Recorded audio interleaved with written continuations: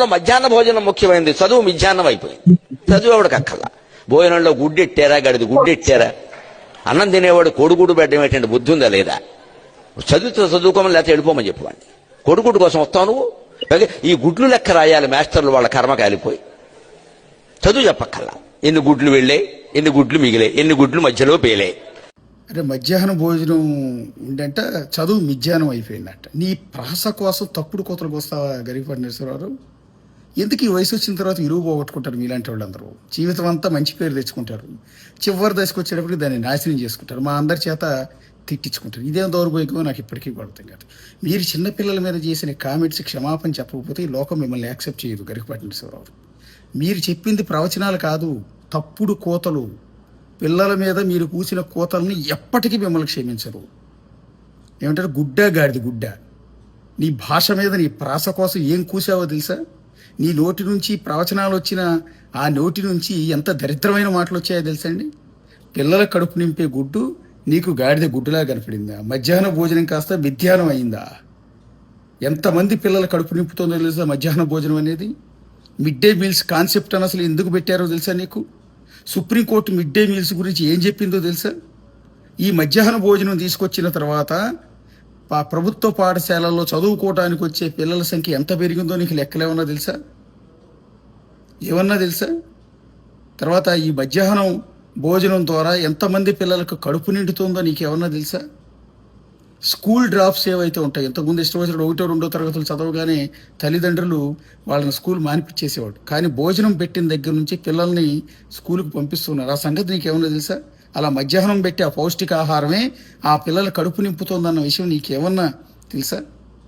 తర్వాత ఇంతకుముందు పేద కుటుంబాలు పిల్లల్ని పనులకు తీసుకెళ్ళిపోయారు, వాళ్ళతో పాటు పొలం పనులకి, వాళ్ళు పనిచేసే పరిశ్రమల్లోకి తీసుకెళ్ళిపోయారు. చదువు అవసరం లేదు, చదివించడానికి మా దగ్గర పుస్తకాలు కొనడానికి డబ్బులు లేవు, యూనిఫామ్ కొనడానికి మా దగ్గర డబ్బులు లేవు, చదివించే స్తోమత మాకు లేదు, మాకొద్దు, మేము పనికి పంపించుకుంటే రోజుకు ఒక 50 రూపాయలు వస్తాయని పనికి తీసుకెళ్ళిపోయేవాళ్ళు.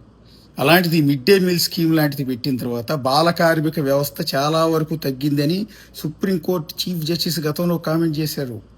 సక్సెస్ఫుల్ ఫార్ములా ఇది. అది మీకు ప్రాస కోసం ఇలాంటి తప్పుడు మాట్లాడేది ఎందుకంటే మీ మీద ఎంత గౌరవం పోగొట్టుకుంటారు గరికపాటి నరసింహారావు? మరి పసిపిల్లల మీద అండి, పేదల పొట్ట గురించి, పేద పిల్లల పొట్ట గురించి మీరు ఇంత దారుణంగా మాట్లాడతారని అస్సలు ఎక్స్పెక్ట్ చేయలేదు గరికపాటి నరసింహ. ఇంకా ఏమంటున్నారు, దాని కంటిన్యూషన్ చూడండి. మాస్టర్ తినేసాడు, ఇంక వీడు చదువు ఎందుకు చెబుతాడండి? అసలు పిల్లలకు భోజనం పెట్టడం ఏంటంటే, వాళ్ళ భోజనాలు వాళ్ళు తెచ్చుకోవలేదు, మానేమానండి. అంటే పిల్లలకు భోజనం పెట్టి పుస్తకాలు ఇచ్చి యూనిఫార్మ్ ఇన్ని ఇస్తే వాడు చదువుతాడా? శోభనం పెళ్లి కొడుకులో మంచం ఎక్కి కూర్చుంటాడు. ఎందుకు చదువుతాడు వాడు? విద్యార్థికి ఎన్ని సౌకర్యాలా అవసరమా? చదువు రావట్లేదు ఎవరికి, భోజనాలే వస్తున్నాయి. పైగా అందులో బల్లి భోజనం ఎందుకు పెట్టాలి, అందులో గుడ్డు ఎందుకు పెట్టాలి? గుడ్డు ఎందుకు పెడతారండి? పౌష్టికాహారం అండి. గుడ్డులో ఎంత పోషకాహారం ఉంటుందో తెలుసా అండి? పేద పిల్లలు ఇంట్లో ఈ రోజు కూడా గంజన్నం తినేవాళ్ళు బోడు మంది ఉన్నారండి, పచ్చడి మెతుకులు తినేవాళ్ళు బోడు మంది ఉన్నారండి. పౌష్టికాహారం అల్లాడలేక పిల్లల్లో రక్తహీనత సమస్యలతో ఆడపిల్లలు ఎంతోమంది ఇబ్బంది పడుతూ ఉన్నారండి. తెలుసా మీకేంది? కడుపు నిండిన మాటలు చెప్పకండి మీరు గరికపాటి నరసింహారావు. కడుపు నిండని వాళ్ళ మాటలని వాళ్ళ జీవితాల్లోకి తొంగి చూస్తే మీకేమన్నా తెలుస్తుందండి. రెండోది, వీళ్ళందరికీ భోజనాలు ఎందుకు, వీళ్ళందరికీ యూనిఫామ్లు ఎందుకు, వీళ్ళందరికీ పుస్తకాలు ఎందుకు, అన్నీ ఇస్తే శోభనంకి పెళ్లి కొడుకులాగా ఎక్కి కూర్చుంటాడట. బా, ఏమి కంపారిజన్ అండి గరికపాటి నరసింహారావు, ఏమి కంపారిజన్ అండి? పసిపిల్లల్ని, పేద పిల్లల్ని ఈ రకంగా శోభనంకి పెళ్లి కొడుకులతో లాగా పోలుస్తావా? శోభనం పెళ్లి కొడుకు అంటే ఎవడో తెలుసా అండి? శోభనం పెళ్లి కొడుకు అంటే పక్కన అందమైన అమ్మాయిని భారీగా పెళ్లి చేసుకుని ఇద్దరు కూడా ముస్తాబయ్యి పక్కన అగరబత్తీలు పొగొస్తూ ఉంటే ఆ పక్క రకరకాల ఫ్రూట్స్, ఈ పక్క పాలు, పళ్ళు, స్వీట్లు ఇవన్నీ పెట్టి సంసారం చేయటానికి వాళ్ళిద్దరూ సిద్ధమైనాడు. జీవితంలో దాంపత్య జీవితంలో ఒక అడుగు పెడుతూ వాళ్ళిద్దరూ సంసారం ఆ రోజు నుంచి మొదలు పెడుతూ ఉన్నారండి. అర్థమైందా? అది శోభనం పెళ్లి కొడుకు అంటే. ఆ రోజు అందంగా అలంకరించిన మల్లెపూలతో పూర్తిగా నింపేసిన ఆ మంచం మీద పడుకుని భార్య కోసం భార్యని కౌగులించుకునేది, అది శోభనంకి పెళ్లి కొడుకు అంటారండి. మీరు మరి శోభనం అయిందో లేదో నాకు తెలియదు మీకు. అది శోభనం పెళ్లి కొడుకు అంటే. శోభనం పెళ్ళికొడికి పాఠశాలలో చదువుకునే పిల్లోడికి ఏంటండి సంబంధం? ఏంటి సంబంధం? శోభనం పెళ్లి కొడుకులా పైన కూర్చుంటాడా? ఎందుకు పుస్తకాలు ఇవ్వాలా? ఎందుకు ఇవ్వాలో నేను చెప్తానండి. మీరు అవధానులు కాబట్టి బహుశా మీ పుట్టుక నుంచి మీ కడుపు నిండా నిండి పెట్టుంటారండి. పప్పు, అన్నం, దద్దోజనం ఇవన్నీ బాగా పెట్టుంటారండి మీకు. మాలాంటి వాళ్ళకి అట్లా లేవండి. మాలాంటి పేదరికం నుంచి వచ్చిన పిల్లలకి ఇలాగ దద్దోజనాలు, పప్పు అన్నాలు, నెయ్యిలు ఇవన్నీ వేసి ఇంట్లో పెట్టే పరిస్థితి లేవు. రోడ్లోకి 4 వేళ్ళు వెళ్ళటం కూడా కష్టమండి. అమ్మా నాన్న ఏదో కూలి పని చేసుకుంటారు. వాళ్ళ మమ్మల్ని మేమేదో చదువుకోవాలి, మా జీవితాలన్నా బాగుండాలని గవర్నమెంట్ స్కూల్కి పంపిస్తారండి. నిర్బంధ విద్య అని ఉంటుంది తెలుసా అండి? పిల్లలందరికీ నిర్బంధ విద్య. ఇది పిల్లల హక్కు అండి. దాని కేంద్ర ప్రభుత్వమే తీసుకొచ్చింది, మన రాజ్యాంగంలోనే ఉంది. సో దాని ప్రకారం ప్రభుత్వ పాఠశాలలు పెట్టారు. ప్రభుత్వ టీచర్లకి గవర్నమెంటే జీతం ఇచ్చి ఆ ఫెసిలిటీస్ అన్నీ ఇచ్చి స్కూల్ నిర్మించి ఈ విధంగా చదువు 14 సంవత్సరాల వరకు కూడా నిర్బంధ విద్య అమలు చేయాలి అనేది రాజ్యాంగంలో ఉంది. దాన్ని అన్ని ప్రభుత్వాలు కూడా అమలు చేస్తుంటాయి. అది మీకు వెటకారంగా మీ ప్రాస కోసం, మీ ప్రవచనాల కోసం, మీరు చెప్పే సొల్లు కబుర్ల కోసం దాన్ని ఎంత నీచంగా వర్ణించారో తెలుసా? ఎందుకు పుస్తకాలు ఇవ్వాలా? నేను పోవర్టీ నుంచి, ఒక పేదరికం నుంచి వచ్చిన స్టూడెంట్ నేను గుడివాడ దగ్గరలో ఉన్న చెనేరికపాడులో 1 నుంచి 5వ తరగతి వరకు చదివాను. ఆ రోజుల్లో నాకు సరైన పుస్తకాలు ఇచ్చేవాళ్ళు కాదు, లేవు. ఒంటి మీద మంచి బట్టలు ఉండేవి కాదు తెలుసా అండి. స్కూల్ బ్యాగ్ కూడా సరైనది ఉండేది కాదు. కాళ్ళకి చెప్పులు కూడా ఉండేవి కాదండి. అయినా కూడా మా అమ్మా నాన్న అలా కూలి పని చేసి నన్ను ఆ స్కూల్కి పంపించేవాడు. అప్పుడు చిన్నపిల్లవాడిని కూడా నాకు పెద్దగా తెలియలేదు. సరే ఏదో బాక్సులో ఎంత పెట్టించేవాళ్ళు, అక్కడ తినేవాడిని. నాకు అది పెద్దగా గుర్తులేదు. కానీ 6, 7 తరగతులు అదే గుడివాడ దగ్గరలో ఉన్న నెక్స్ట్ స్కూల్లో, అంటే మా ఊళ్ళో 7, 8, 10 వరకు ఉండదండి, 5 వరకే ఉండేది. 6, 7 చదవాలంటే బిళ్ళపాడు, అంటే పక్కనే ఉన్న గంగాధరపురం రావాలి. అక్కడికి వచ్చేవాడిని. అప్పటికి కాస్త నా ఊహ తెలిసింది. ఊహ తెలిసినప్పుడు మా అమ్మ కొన్నిసార్లు కూర వండటానికి డబ్బులు లేక, కూరలు కొనుక్కునే స్తోమత కూడా ఆ రోజు లేక, మా అమ్మ బాక్స్లో పండు మిరగాయ పచ్చడి తెలుసు కదండి. పల్లెటూళ్ళలో పేద కుటుంబాల్లో ఎక్కువగా ఉండేది పండు మిరగాయ పచ్చడి అండి. పండు మిరపకాయలు పొలంలోంచి తీసుకొచ్చో లేదా కొనుక్కొచ్చో వాటిని రోట్లో వేసి నూరి చాలా తక్కువ ఖర్చులో అయిపోతుందండి. మామిడికాయ పచ్చడి కంటే కూడా తక్కువ కాస్ట్లో అయిపోతుంది పండు మిరగాయ పచ్చడి. అది పచ్చళ్ళల్లో జాడీల్లో ఉంటుందండి. ఆ రోజు కూర లేకపోతే అందులో పండు మిరగాయ పచ్చడి బాక్సులో కాస్త అంత పడేసి, దానిలో మీలాగా మాకు నెయ్యిలు ఉండవు కదండి, నెయ్యి కొనుక్కునే స్తోమతలు మాకు ఉండవండి. ఎందుకంటే మా ఇళ్లలో పాలే ఉండవు పేద కుటుంబాల్లో. అందుకని నెయ్యి ప్లేస్లో మంచి నూనె పోసేది. తెలుసు కదా, కూరలో ఉండే మంచి నూనె ఉంటుందే, పామోలిన్ ఏదో అంటారు, రేషన్ కార్డులో ఇచ్చేవాళ్ళు అప్పట్లో మాకు. ఆ మంచి నూనె ఎంత పోసి ఇచ్చేదండి, అది నెయ్యి అనుకునేవాళ్ళం మేము. మాకు నెయ్యికి, పామోలిన్ ఆయిల్కి, అంటే మంచి నూనెకి తేడా తెలియదండి. కూరలో ఉండే నూనెకి నెయ్యికి తేడా తెలియదు పేదరికం అండి మా బతుకులండి మావి. మేము ఆ పండు మిరగాయ పచ్చడిలో నూనె వేస్తే అద్భుతమైన టేస్ట్ ఉండేది. అదే స్కూల్లో తినేవాళ్ళండి. అయితే బిల్లపాడు స్కూల్లో చదివేటప్పుడు తోటి పిల్లలందరూ కూరలతో తింటూ ఉంటే అందరూ లైన్లో వరండాలో కూర్చుని ఇలా భోజనం చేసేవాళ్ళం మధ్యాహ్నం. అలా చేస్తున్నప్పుడు అందరు బాక్సుల్లో కూరలు ఉండేవి. నా బాక్సులో పండు మిరగాయ పచ్చడి, మంచి నూనె ఉండేది. ఇది వాళ్ళు చూస్తే నవ్వుతారేమో, ఎందుకంటే ఆ స్కూల్లో టాపర్ని నేను, క్లాస్ లీడర్ని కూడా అనుకుంటాను బహుశా. వీళ్ళందరి ముందు నా దెబ్బతింటుందేమోనని అప్పుడే చిన్నపిల్లండి అయినా కూడా నేను ఆ బాక్స్ పట్టుకుని దూరంగా వెళ్ళి చెట్టు కింద కూర్చుని పచ్చడి కలుపుని గబగబా మళ్ళీ ఎవరిని వచ్చి నన్ను చూస్తారేమోనని తినేసి పంపు దగ్గరికి వెళ్ళి పంపు కొట్టుకుని నీళ్లు తాగేసి వచ్చేసేవాడిని అండి. అదేమని అడిగితే పిల్లల దగ్గరికి వచ్చి మా అమ్మ ఈ కూర వండింది తెలుసా, ఇవాళ మా అమ్మ చికెన్ వండింది తెలుసా, మా అమ్మ ఆ కూర వండింది తెలుసా అని చెప్పుకునేవాళ్ళం అండి. ఇట్లా నాలాగా కడుపు నిండని విద్యార్థులు ఎంతోమంది ఉండాలండి. వాళ్ళందరి కోసం అండి ఈ మధ్యాహ్న భోజనం. మేము మా జీవితంలో గుడ్లు తినేది చాలా తక్కువ అండి. మా ఇళ్లలో నాటుకోళ్ళు ఉండేవి. అప్పుడప్పుడు ఏమైనా గుడ్డు పెడితే ఆ గుడ్డు కూర మా అమ్మ వండి పెడితే అదొక పెద్ద పండగ అండి మాకు. సో అది మధ్యాహ్న భోజనంలో ఆ గుడ్డు పెడుతున్నారంటే సంతోషమే కదండి. గరికపాటి నరసింహారావు యూనిఫామ్ ఎందుకు ఇస్తున్నారని అడుగుతున్నారు. నాకు వెళ్ళటానికి సరైన బట్టలు ఉండేవి కాదు. యూనిఫాము మా అమ్మ కొనిచ్చిందండి గుడివాడ టౌన్ హై స్కూల్లో చదువుతున్నప్పుడు. ఆ షర్ట్కి 3-4 చోట్ల బొక్కలు ఉండేవి. ఒకే షర్ట్ ఉండేది, ఒకే నిక్కర్ ఉండేది. అవి కూర్చుని ఆడుకున్నప్పుడు తిరిగిపోయి, వెనకాల చిరిగిపోయి, బ్యాక్ అంతా కనపడుతుంటే సిగ్గేసేసి దాని మొక్కతో మా అమ్మ మిషన్ మీద కుట్టించేదండి. ఆ మొక్క అతికేసి ఇలా కనపడుతూ ఉండేవి. షర్టు ఇక్కడ ఒక చోట ఇవన్నీ పిగిలిపోయి, పిల్లలం కదా కొట్టుకునేవాళ్ళం, ఆడుకున్నప్పుడు ఎవడో పట్టుకుని షర్టు పీకుతాడు. ఆ పీకినప్పుడు ఈ షర్ట్ ఇలా చిరిగిపోతే మా అమ్మ దారంతో ఇలా కుట్టేదండి. ఆ కుట్టింది ఇవన్నీ కనపడుతూ ఉండేవి. 3-4 చోట్ల బొక్కలు, వాటికి ఇలా కుట్టినవి అన్నీ ఆనవాళ్ళన్నీ ఉండేవి. ఇవన్నీ మా బతుకులు.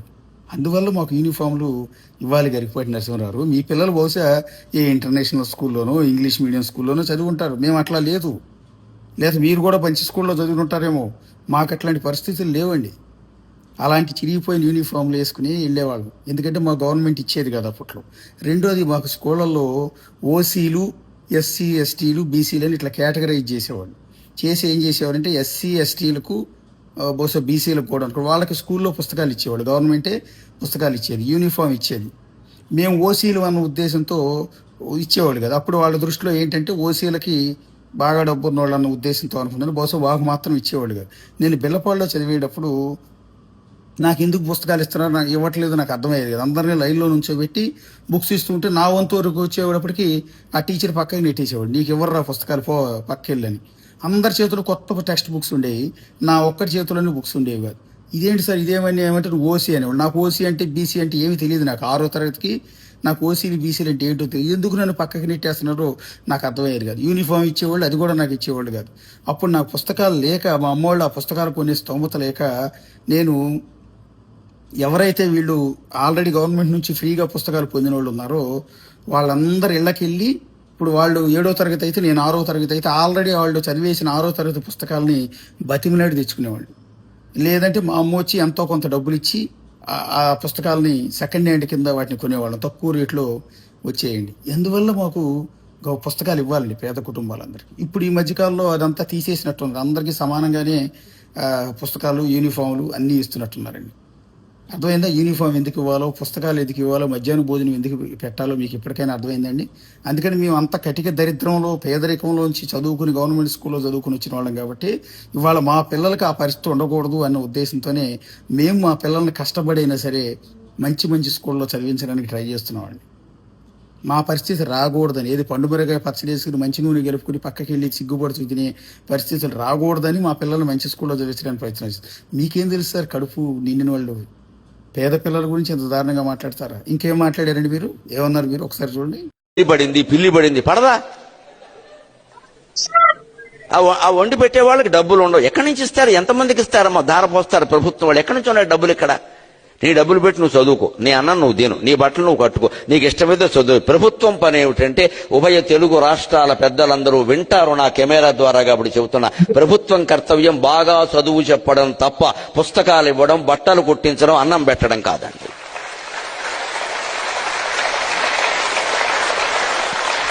మేము ఖచ్చితంగా చదువు చెప్పిస్తాం, నీ జీవితానికి బాధ్యత వహిస్తాం. నీకు నమ్మకం ఉంటే రా, లేకపోతే వెళ్ళిపో.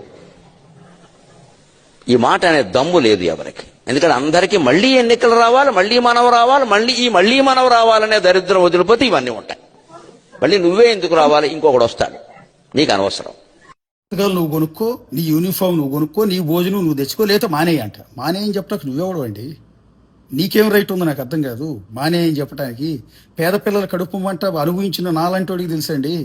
ఈ వీడియో చూస్తున్న పేదరికంతో అల్లాడిపోతున్న ఎంతో మందికి తెలుసండి ఆ కడుపు మంట ఏంటో. నీకేం తెలుసు, నువ్వెవడో చెప్పడానికి నాకు అర్థం కాదు. నీకేం రైట్ ఉందని అడుగుతున్నా. వింటున్నారు కదా అని చెప్పి నువ్వు ఏది సొల్లు చెప్తే అది వింటున్నారు కదా అని చెప్పి ఏది పెడితే అదికి వస్తావా పిల్లల గురించి? నువ్వెవరు వద్దంటానికి నాకు అర్థం కాదు. ఎవరు సొమ్మిస్తున్నారు గవర్నమెంట్లు? ఎవరు సొమ్మిస్తున్నారండి? మా అందరు సొమ్మే. ప్రభుత్వం అంటే వాళ్ళ జేబుల్లోంచి తీసుకొచ్చి ఇవ్వరండి. ఏ ముఖ్యమంత్రి అయినా సరే, ఎవరైనా సరే ప్రభుత్వ పాఠశాలలో టీచర్లకి మా డబ్బులతో కడతారు జీతాలు, ప్రభుత్వ బిల్డింగులు మా సొమ్ముతో కడతారు. పిల్లలు మధ్యాహ్న భోజనం పెడుతున్నారంటే మేము కట్టే ట్యాక్సులతో, వీటితోనే సమాజం నుంచి వచ్చిన డబ్బుతోనే పిల్లలకి ట్యాక్సులు పెడుతున్నారు. జేబులోంచి డబ్బులు తీసుకొచ్చి మా పిల్లలకి మధ్యాహ్న భోజనం పెడుతున్నారా? గుడ్డు పెడుతున్నారు. మీరు చెప్తున్న గాడిద గుడ్డు పెడుతున్నారా? మధ్యాహ్న భోజనం మధ్యాహ్నం అవ్వలేదండి. మధ్యాహ్న భోజనం ఎంతోమంది పిల్లల కడుపు నింపుతోంది. ప్రభుత్వం ఇచ్చే యూనిఫాములు వృధా ఏం కావట్లేదండి. ఎంతోమంది పిల్లలకి చదువు చెప్తుంది. ఎంతోమంది స్కూళ్ళకి ఈరోజు పరిగెత్తుకొస్తూ ఉన్నారు. ప్రభుత్వం ఇచ్చే యూనిఫామ్ ఈరోజు ఎంతోమంది శరీరాన్ని కప్పుతోందండి. నాలాగా నరకం అనిపించిన చిరిగిపోయి నా షర్ట్లు వేసుకొచ్చే పిల్లలందరూ ఈరోజు మంచి యూనిఫామ్ వేసుకుని స్కూల్కి వస్తున్నారండి దర్జాగా. వాళ్ళ తల్లిదండ్రులు మురిసిపోతూ ఉన్నారండి. మాలాగా మా పిల్లల జీవితాలు కాకూడదని వాళ్ళతో పాటు పనికి తీసుకెళ్లకుండా ఈరోజు ప్రభుత్వ పాఠశాలకు పంపిస్తూ ఉన్నారండి తల్లిదండ్రులు.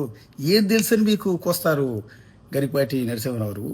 ఇప్పటికైనా కాస్త బుర్రతో ఆలోచించండి. లేదా నా ఉద్దేశం ప్రకారం మీరు రిటైర్డ్ అయిపోండి. నేనేమంటానంటే రిటైర్డ్ అయిపోండి, దరిద్రం వదిలిపోతుంది. ఇంకెక్కడ ఈ మైక్ కనపడింది కదా అని చెప్పి ఇష్టం వచ్చినట్టు అలా చెప్పకండి.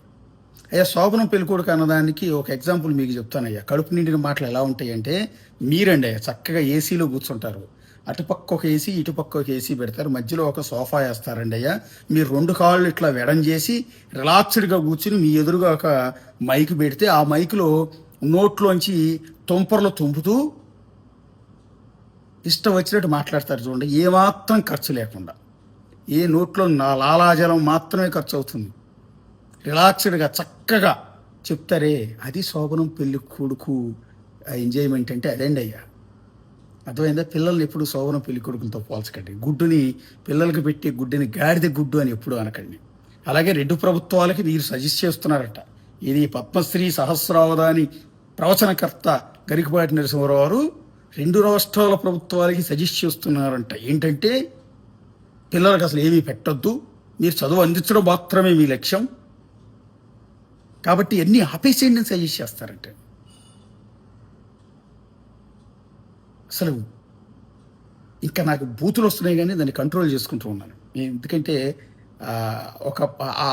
ఈయన చెప్తున్న ఆ మధ్యాహ్నం భోజనం తినాల్సిన అవసరం ఉన్న కుటుంబాల నుంచి వచ్చినోడిని నేను. కాకపోతే ఆ రోజుల్లో మాకు మధ్యాహ్న భోజనం లేదు. ఈ రోజు పెడుతున్నందుకు సంతోషం. ఎంతెంతో వేస్ట్గా బోల్డ్ అని నిధులు తగలేస్తూ ఉన్నారండి. వాటితో పోలిస్తే పిల్లలకి భోజనాలకు పెట్టే ఖర్చు ఆఫ్టర్ ఆల్ నేను అంటూ ఉన్నాను. ఇంకా పెట్టాలి, ఇంకా క్వాలిటీ పెంచాలి ఫుడ్. ఇంకా చాలా చోట్ల కంప్లైంట్ బాగాలేదని వస్తుంది, పిల్లలు మధ్యాహ్న భోజనం తీసి పడేస్తున్నారు. అలా కాదు, అలా కాకుండా ఇంకా క్వాలిటీ పెంచండి, ఇంకా క్వాలిటీ ఫుడ్ పెట్టండి, ఇంకా మంచి ఫుడ్ పెట్టండి. ఎంతైనా దానికోసం ఖర్చు చేయండి. కావాలంటే మిగిలిన పథకాలు ఆపేసేయండి, మిగిలిన పథకాలు ఆపేసి. ఇది ఓట్ల రాజకీయం కాదు. మధ్యాహ్న భోజనం పెట్టడం అనేది గరికపాటి నరసింహారావు ఓట్ల రాజకీయం కాదండి. ఏ ప్రభుత్వం ఉన్నా పెడుతుందండి. ఇంకా వీలైతే ఆయా ప్రభుత్వాల ఎడ్యుకేషన్ మినిస్టర్లు, ముఖ్యమంత్రులు ఆలోచించి పిల్లలకి ఇంకా మంచి పౌష్టికాహారం ఎలా పెట్టచ్చు అనేది ఆలోచించండి. మన ఇంట్లో మన పిల్లలు ఏ ఫుడ్ అయితే తింటున్నారో ఆ ఫుడ్ని పేద పిల్లలకి పెట్టాలి అని ఆలోచించండి. మీరు తినే ముందు మనం తింటున్న అన్నమే, మనం తింటున్న కూరే పిల్లలు తింటున్నారా అనేది ఒక్కసారి ఆలోచించి క్వాలిటీ పెంచమని నేను సజెస్ట్. ఈ గరికపాటి నరసింహారావు లాంటి చాదస్తంతో నిండిన ఈ మూర్ఖుల మాటలు మీరు వినొద్దని మిమ్మల్ని అందరినీ కూడా రిక్వెస్ట్ చేస్తున్నాను.